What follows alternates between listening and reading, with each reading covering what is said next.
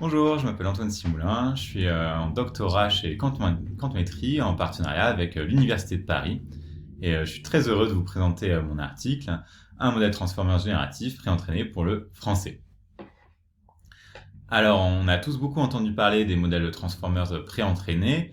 Une des caractéristiques principales de ce type de modèle, c'est leur fameux entraînement en deux temps, avec un premier temps où on va faire un pré-entraînement du modèle, c'est-à-dire qu'on va l'entraîner sur une tâche de manière auto-supervisée, sur un corpus généralement très important. Donc c'est une tâche qu'on n'effectue qu'une seule fois. Et ensuite, on va spécialiser le modèle, c'est-à-dire qu'on va l'ajuster de manière incrémentale pour répondre à une tâche spécifique.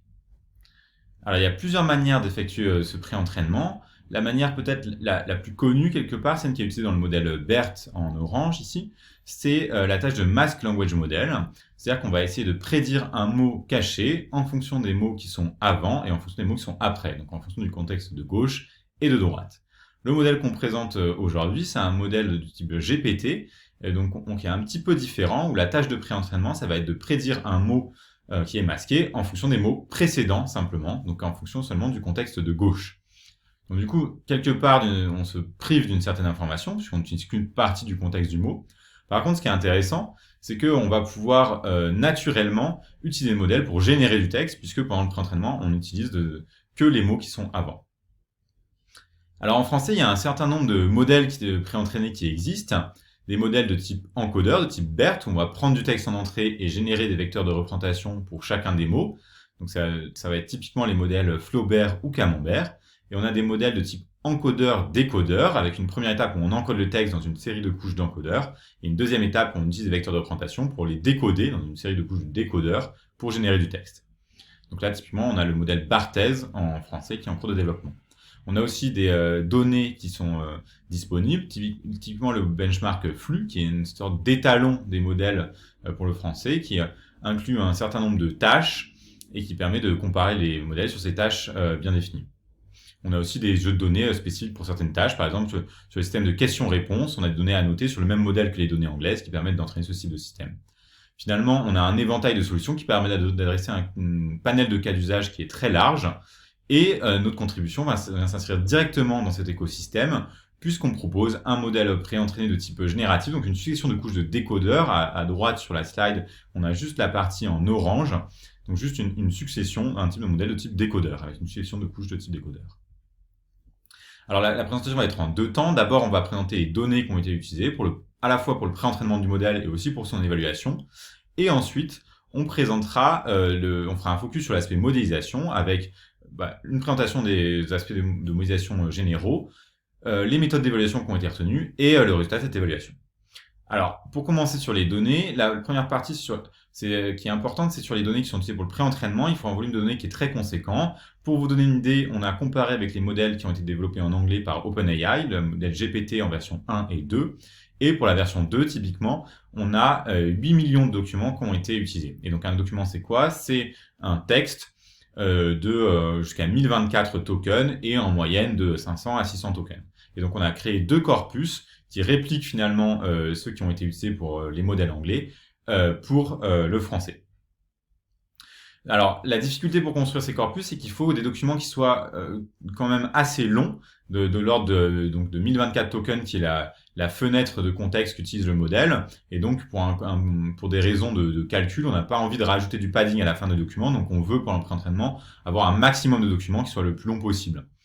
Et la plupart des corpus qui sont disponibles, généralement, sont à l'échelle de la phrase, donc de l'ordre de 25 tokens en termes de longueur. Donc, c'est pas assez long. Et souvent, ils ne conservent pas l'ordre des phrases. Et donc, du coup, c'est difficile de les réagréger.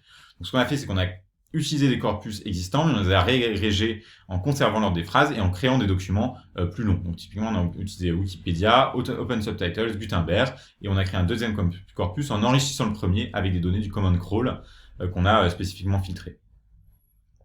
Donc ça, c'était pour le pré-entraînement. On a aussi créé un benchmark d'évaluation des modèles de langue. En particulier, en anglais, il y a un jeu de données qui s'appelle Wikitext qui permet d'évaluer les capacités des modèles à générer du texte et qui est construit à partir des articles Wikipédia qui sont labellisés comme articles de qualité ou bons articles. Donc, qui sont des articles qui ont été revus manuellement et qui ont été identifiés comme de qualité parce qu'ils sont bien rédigés, ils ont un certain nombre de sources, enfin, il y a tout un nombre de critères, mais en tout cas, ils ont été distingués des autres. on a répliqué les travaux qui étaient faits pour l'anglais pour le français, pour constituer un corpus d'évaluation des modèles de langue, et pour évaluer la capacité des modèles à générer un texte qui soit cohérent vis-à-vis de cette référence. Alors, ce qui est intéressant maintenant, si on passe après le pré-entraînement dans la phase d'utilisation de ces modèles, c'est qu'on peut les utiliser de manière assez classique, c'est ce qui est à gauche sur la slide, c'est-à-dire qu'on va utiliser le modèle qui est pré-entraîné, donc toutes les couches en orange sur la partie de gauche, et on va rajouter une couche supplémentaire à la fin qui est spécifique à la tâche, et ensuite on va ajuster de manière incrémentale l'ensemble des paramètres du modèle pour répondre à la tâche.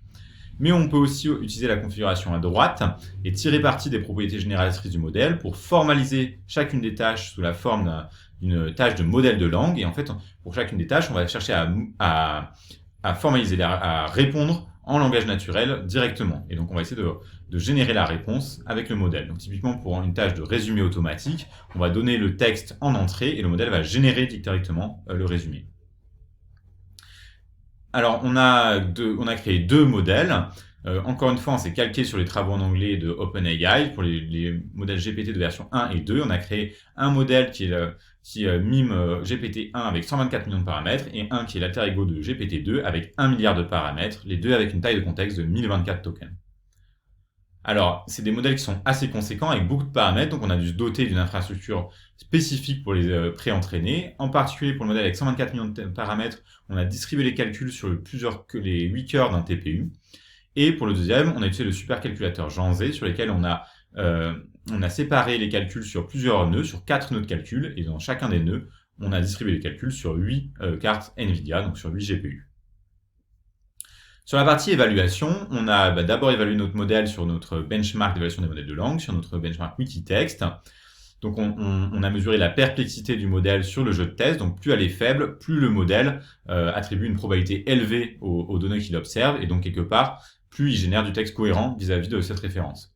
Donc on a comparé avec un modèle beaucoup plus simple, un modèle de type Ngram qu'on a entraîné sur la partie entraînement de notre jeu de données, et qu'on a évalué pareil sur la partie de test. Et donc on voit qu'en particulier pour le modèle avec 1 milliard de paramètres, on a des perplexités très faibles qui soulignent les excellentes capacités de génération du modèle. On a aussi évalué notre modèle sur le benchmark flux, donc sur les différentes tâches de ce benchmark. Et donc là, on a utilisé la configuration qu'on présentait, où on a ajouté une couche à la fin du modèle, et on a spécialisé notre modèle sur chacune des tâches. Donc on a des tâches de classification, de détection de paraphrase et d'inférence de texte. On a comparé par rapport à des modèles BERT français ou multilingues. Ce qu'on voit, c'est qu'on a des performances qui sont très honorables, qui sont un peu en deçà des modèles BERT français, ce qui est assez normal. Hein. Déjà, c'est un écart qu'on observe aussi en anglais, entre les modèles BERT et GPT en anglais, notamment parce que les modèles GPT ne prennent pas en compte l'ensemble du contexte, comme on le disait, mais simplement tous les mots qui sont avant.